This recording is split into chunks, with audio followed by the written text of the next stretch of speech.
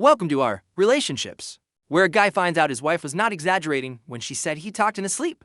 And before we get into this, save your opinion, because this story starts like a dumb little couple argument, and it ends the way only the internet can serve it, with disgust, paranoia, and that lovely feeling that maybe living alone is an underrated privilege. The next Reddit post was from a guy we'll call Ethan. Ethan was 34, married to Claire, 31, and they had been together for 5 years, married for 2. They lived in an old apartment that had been renovated just enough for the realtor to take pretty pictures and scam people with warm lighting and a quartz countertop. According to Ethan, their marriage was good. Not perfect, but good in the adult sense of the word. They both worked too much, fought over dishes in the sink, shared streaming passwords, laughed at other people's dogs through the window, and had that routine that is half unglamorous, half comfortable. The kind that makes people think they're safe just because they know where the other person keeps their socks. The weird detail, according to Claire, was that Ethan talked in his sleep. At first, she treated it like one of those mildly annoying quirks that is still cute before it becomes a problem. She said he would blurt out random phrases in the middle of the night. Nothing cinematic. Stuff like "don't leave the door open, that wasn't the deal, get that out of here." And one time, according to her, she's looking again, Ethan laughed, said he must dream nonsense, and went back to normal life. To him, it was almost a running joke in the marriage. Claire would wake up in the morning and say, looking exhausted, that he had spent the night whispering like a man who owed money to the devil. Ethan would answer that if the devil would at least pay half the rent, then everything was fine. But after a while, Claire stopped laughing. She started seeming genuinely disturbed by it. She said it was not just random talking. She said he sounded like he was talking to someone. Ethan, of course, thought she was exaggerating, because that is the favorite hobby of almost every husband when his wife describes something scary in too much detail. First he minimizes it, then he rationalizes it, then he calls it stress, and only much later, when the whole thing already smells like disaster, does he decide that maybe, just maybe, listening to his wife would have been a better idea than playing the resident genius of logic. Claire insisted there were questions and answers. According to her, Ethan did not just talk. He paused, he listened, he responded, sometimes very quietly, sometimes almost smiling, other times in a dry, irritated tone, like he was arguing with someone annoying at the grocery store. She said that one Tuesday night he whispered, "You can't stay here." Then he went quiet for a few seconds. Then he answered because she's noticing now. Ethan asked who she was. Claire said she assumed it meant her. And honestly, that alone should have been enough for any normal person to buy a camera, bless the apartment, and sleep in a hotel. Ethan did not. Ethan said she had probably dreamed half of it. That answer landed beautifully in the grand hallway of male arrogance. The situation escalated after a stupid argument, which was how Ethan himself described it. Claire wanted to move out when the lease ended. Ethan did not. She said she hated that place. She said she never really felt alone in it, even when Ethan was at work. She heard soft footsteps in the hallway at night, thought objects had been moved, and swore that the hallway closet door would be a few inches open in the morning, even though she closed it before bed. Ethan said old apartments creak, doors warp, buildings make noise. Anxious people turn plumbing into horror movies. End of story. Claire then threw it in his face that he only called things exaggeration, because he was never the one lying awake listening to the conversation. Ethan snapped back and said she was trying to scare him into moving. The fight ended the mature and charming way couples love to make things worse. He went to work irritated, and she left to sleep at her sister's house. 2 hours later, she sent him an audio file. No text explaining it, no context, just the file. Ethan said he opened it at work expecting a dramatic little C moment, maybe a recording of him mumbling nonsense, while Claire felt vindicated. That was not what he heard. The audio started with the faint hum of the ceiling fan, then the sound of sheets moving, then his own voice, sleepy and dragged out, saying, "You came back." A pause. Then another voice answered, "You always call me." Ethan said that at that moment, his stomach dropped, because that was not a TV in the background. It was not a neighbor. It was not Claire messing with him. The second voice was too close, too low, too intimate. It sounded like it came from the side of the bed. It sounded female, but not in the clear and normal way of a woman who is awake. It was a damp, raspy voice, like each word had been passed through a wet cloth before it came out. And the worst part was not even that. The worst part was that right after, his own voice answered, "Can she hear you now?" And the other one said, almost. Claire finally texted him. She wrote only, "Do you believe me now?" Ethan left work immediately. On the drive home, he listened to the file about 12 times, as if replaying a nightmare would somehow make it more logical. It did not. At one point, using headphones, he noticed another disgusting detail. Before the second voice spoke, there was a very faint sound, almost impossible to catch, like a fingernail scraping wood. And Claire swore that scraping came from her side of the bed. She refused to go back to the apartment that night. According to Ethan, it was the first time in years that he had seen his wife truly scared. Not irritated, not dramatic, scared. Claire said she had frozen in bed while recording because, in the dark, it sounded so close that she was afraid to turn her head and find someone kneeling beside the mattress. And there you have it, romance in full bloom. Nothing says healthy marriage like your wife thinking it is entirely possible that someone is breathing beside the bed and deciding that pretending to be dead is the best option. In the comments, Reddit was being Reddit. Half the people said Claire was clearly pranking him and that it was obviously fake. The other half said he needed to check carbon monoxide, gas leaks, sleep apnea, parasomnia, schizophrenia, hidden intruders, old wiring, building vents, hack smart speakers, and probably Mercury in retrograde too, because when Reddit panics, it becomes a committee made up of a safety inspector, an occultant, and one guy who thinks every mystery can be solved with a voltmeter. Ethan replied to a lot of people. He said there was no TV on. He said Claire could not imitate that voice. He said he knew what his wife sounded like. He also said they had no kids, no roommates, no pets, and no relatives staying over. They lived alone. The apartment was a small bedroom with very few places where anyone could hide. One comment asked if there were longer recordings. Ethan said yes. Claire had others, but she only sent that one because it was the clearest, naturally. Everyone wanted the rest. According to Ethan, the other recordings were worse. In one, he said, "Don't get near her." The voice answered. "Then ask her to leave." In another, he said, "You smell like mold." The voice answered. "And she smells like new soap." Claire added that she had switched soap that week and not told anyone. In another one, Ethan asked, "Where were you?" And the answer came back, "Where you leave me." That alone would have been enough for me to set the bed on fire. But Ethan decided to be methodical. He bought a carbon monoxide detector, called an electrician, changed the locks, checked the windows, searched both bedrooms, closets, shower, under the bed, behind the couch, the overhead storage, the laundry area, everything, nothing. The detector read 0. The electrician found nothing unusual. The windows were intact. The lock showed no sign of forced entry. The apartment remained offensively ordinary. Ethan did not. He wrote that night, even alone, he could not lie down without leaving every light in the place on. And even then, he recorded himself sleeping with his phone on the nightstand. The next morning, he posted an update. He said he had slept alone in the apartment while Claire stayed with her sister.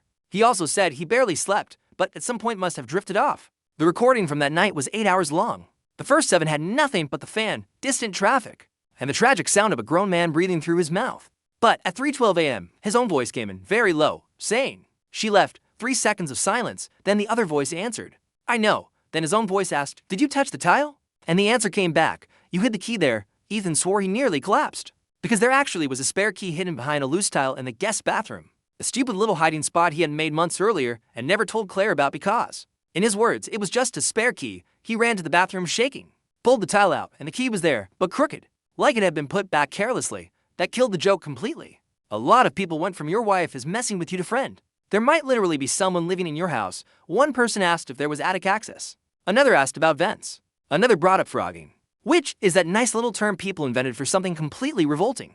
Human beings secretly living inside other people's homes. Apparently, wall parasite was not clinical enough. Ethan answered that there was a small attic hatch in the ceiling of the hallway closet, but he had always assumed it only led to pipes and electrical wiring. The building was old. The landlord had called it a maintenance access point. Ethan got on a stepladder and tried to push it open. It was jammed. Then came the next update. He called the building superintendent and the landlord.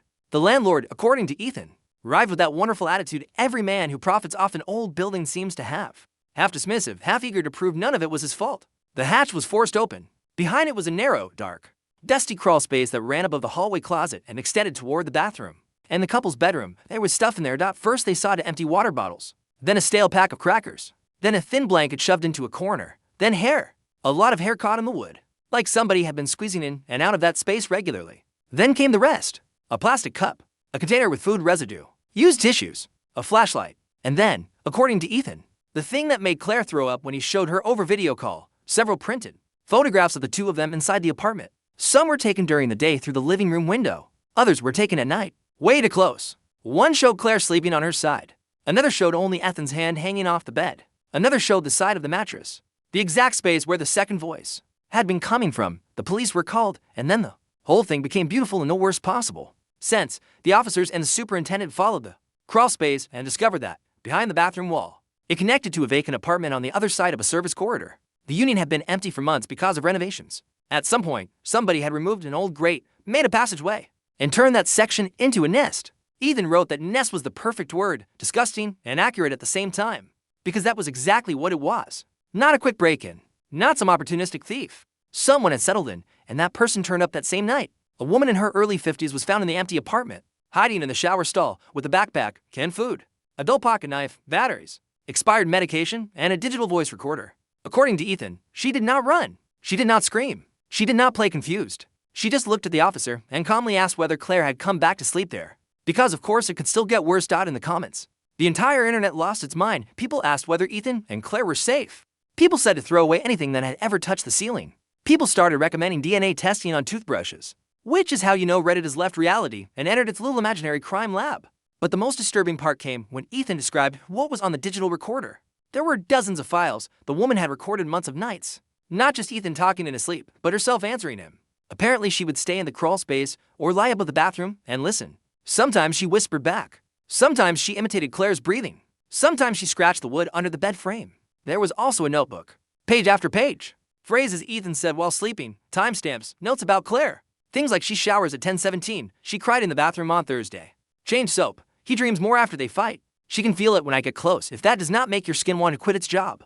Nothing will. Ethan said Claire refused to see everything. She took only the essentials, clothes, documents, laptop, and went straight to a hotel. She said she would never set foot in that apartment again. And honestly, fair. When a stranger has spent months writing she can feel it when I get close. The phase where you debate the lease is over. The couple stayed in separate hotels for 2 nights because Claire could not sleep near Ethan without hearing that other voice in her head. And that started wrecking the marriage in a particularly cruel way because she had spent months trying to tell him something was wrong. And he had treated it like anxiety, exaggeration, manipulation to force a move. So on top of the trauma of having a human fungus living in the ceiling, they also got the lovely bonus package of marital resentment. Classic. A few days later, Ethan posted another update. He said Claire had agreed to talk, but she was cold. Not hysterical. Not explosive, cold, and according to him, that was worse. She told him the thing that hurt her most was not finding out about the woman. It was remembering all the nights she had woken up terrified, heard something, and gotten you're imagining it in return. Ethan said he tried to apologize. Claire answered that apologies did not erase the fact that she had slept for months beside a man who preferred doubting her over considering that she might be right. Meanwhile, the police managed to identify the intruder. Her name was Marianne. She had prior arrests for trespassing and psychiatric issues, and had already been removed from another property to states away. Up to that point, it was horror by the book. Then came the real punch because Ethan asked for access to the evidence that had been collected. According to him, there were envelopes, receipts, notes, old wrappers, things taken from their trash, and also a folder with older photos. Much older. Photos of Ethan leaving a different building. Ethan getting into his car. Ethan carrying bags. Ethan in an elevator with moving boxes. Ethan and Claire while they were still dating, months before they moved into that apartment. Ethan wrote that, at first, he thought the woman must have started following them only after observing the building.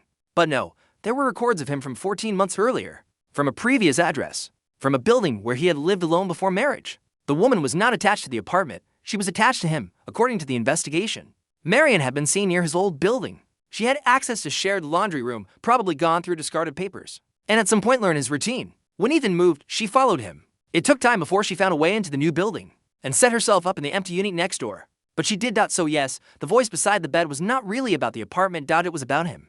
In the comments, people fully lost the last scraps of composure they had left. A whole crowd of strangers, all united by one thought: what a beautiful thing it is to live in a tiny place, where nobody can hide without tripping over your cookware. Ethan added another detail the police uncovered.